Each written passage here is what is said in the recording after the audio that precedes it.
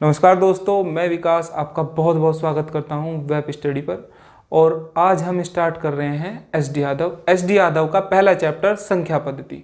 तो संख्या पद्धति स्टार्ट करने से पहले मैं आपको बेसिकली मैथ स्टार्ट करने से पहले बोलना चाहूँगा मैथ स्टार्ट करने से पहले मैं आपको कुछ बातें बताना चाहूँगा, जैसे कि प्राकृतिक संख्याएं क्या होती हैं, पूर्ण संख्याएं क्या होती हैं, पूर्णांक, सम संख्या, विषम, अभाज्य, इनके बारे में कुछ बताना चाहूँगा।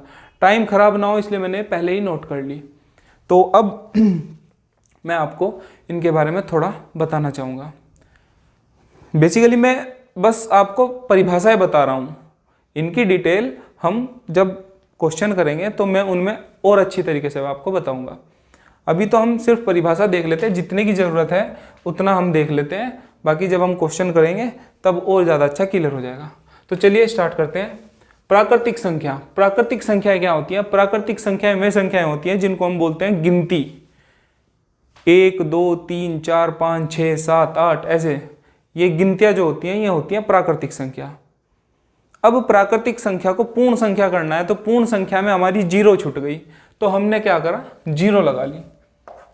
एक से पहले जीरो लगा ली, तो अब हमारी संख्याएं हो गई पूर्ण। मैंने लिखा हुआ है कि जीरो प्लस प्राकृतिक संख्याएं हमारी पूर्ण संख्याएं हो जाती हैं। ठीक, अब इसमें एक क्वेश्चन बन जाता है कि सबसे छोटी पूर्ण संख्याएं क्या होती हैं। बहुत से बच्चे पूर्ण संख्याएं एक लिख देते हैं सबसे छोटी, लेकिन नहीं, पूर्ण संख्या सबसे छोटी होती है जीरो। उसके बाद हम आ जाते हैं पूर्णांक पर। पूर्णांक क्या होता है? पूर्णांक होता है माइनस इन्फिनिटी से लेकर प्लस इन्फिनिटी या प्लस इन्फिनिटी से लेकर माइनस इन्फिनिटी तक जितनी भी संख्याएं होती हैं सब क्या होती हैं? पूर्णांक होते हैं।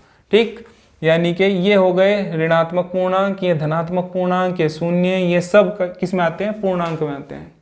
पूर्णांक का मतलब पूर्ण अंक, पूर्णांक का मतलब पूर्ण अंक, दशमलव वाली नहीं, पूरी जो संख्याएं होंगी जितनी भी होगी अनंत तक वो सब पूर्णांक में आएंगी। चलिए उसके बाद देखते हैं सम संख्या। सम संख्याएं क्या होती है? सम संख्याएं होती हैं वे संख्याएं जो 2 से विभाजित होती हैं।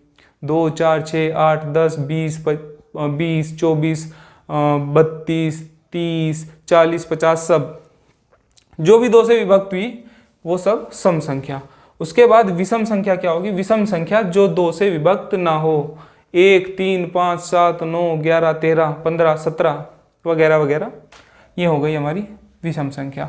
उसके बाद आती है अभाज्य संख्या। अभाज्य संख्या क्या होती है? अभाज्य संख्याएं वे संख्याएं होती हैं जिनके सिर्फ 2 गुणनखंड होते हैं। एक तो वह संख्या खुद और दूसरा एक, ये मैंने लिखा हुआ है, जिनके केवल 2 गुणनखंड होते हैं, स्वयं व एक। अब देखिए 2 भी इसमें ही आ जाता है। 2 इसलिए आ जाता है, देखिए 2 सम संख्या भी है और अभाज्य संख्या भी है। अगर वो पूछ लेता है कि सबसे छोटी अभाज्य संख्या कौन सी है, वो कौन सी हुई? 2। और सबसे छोटी सम संख्या क्या हुई? वो भी हुई 2। ठीक, 2 इसलिए हो जाती है, 2 के जो अगर हम गुणनखंड करेंगे तो एक तो 2 होगा और एक होगा 1।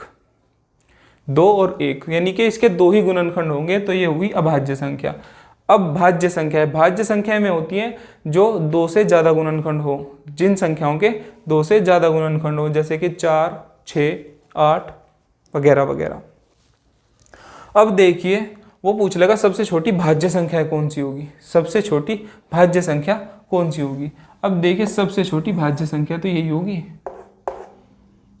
2 4 और 1, 3 टुकड़े हो गए, यानी कि जिसके 2 से अधिक गुणनखंड हो, 2 4 1, तो ये हुई भाज्य संख्या। तो अब हम बात करते हैं परिमेय संख्या की। परिमेय संख्या मतलब P/Q की फॉर्म में, और Q जो है बटे वाली, जो बटे में होगा, यानी कि ये अंश होता है, ये हर होता है, ये अंश और ये हर। हर जो होगा वो जीरो नहीं होगा, अगर जीरो हुआ तो इन्फिनिटी बन जाएगी। तो अब परिमेय संख्या में कौन कौन से होंगे? 2 4 5 6 7 22/7 ये सब होंगे, और इनके बटे में भी कितना होता है? 1। जिसके बटे में कोई नहीं है उसके बटे में कितना होता है? 1 होता है। सही है, तो ये सब परिमेय संख्या होगी।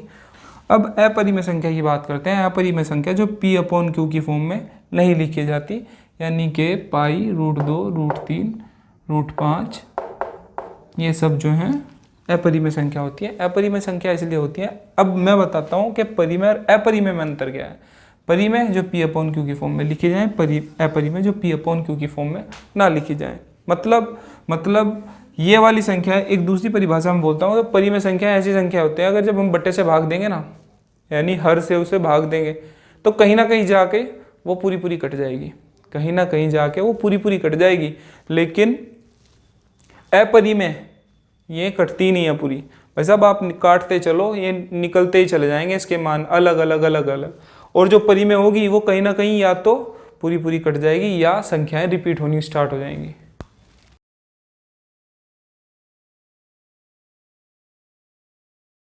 तो चलिए अब हम देखते हैं वास्तविक संख्याएं जिनका वर्ग धनात्मक होता है। देखिए इसमें प्लस माइनस रूट वाली सभी संख्याएं आती हैं, तो इनका वर्ग जो होगा वो धनात्मक ही होगा, यानी पॉजिटिव ही होगा। 2 दूनी 4, 3 तिया 9, -3 का भी वर्ग होगा 9, √3 का वर्ग भी होगा 3, देखा। और -5 का -√5 का वर्ग होगा 5। इसमें माइनस और रूट दोनों खत्म हो जाएंगे अगर स्क्वायर करेंगे तो। और इसका स्क्वायर होगा 2 दूनी 4 और 3 तिया 9। तो ये सब संख्याएं धनात्मक आ गई, तो ये होगी वास्तविक संख्या। अब इमेजिनरी संख्या कौन सी होंगी, वैसे तो हमारे सिलेबस में नहीं है, लेकिन फिर भी मैं आपको इसके बारे में बता देता हूँ। जिनका वर्ग ऋणात्मक हो, इसमें होता है हमारा i²। i² का मान -1 होता है, इसको बोलते हैं आयोटा। आपने 12th में पढ़ा ही होगा। 12th 10th में थोड़ा थोड़ा आता है इसके बारे में, तो आपने 12th या 10th में इसके बारे में पढ़ा होगा। i² बराबर -1, 3 आयोटा। हाँ, अगर हम इसका स्क्वायर करेंगे तो इसका स्क्वायर आएगा 9i², और i² का मान -1, तो ये आ गया -9। 5 पंजे 25i², i² का मान -1 और 25 हुआ -25। तो ये भी हमारी काल्पनिक संख्या है।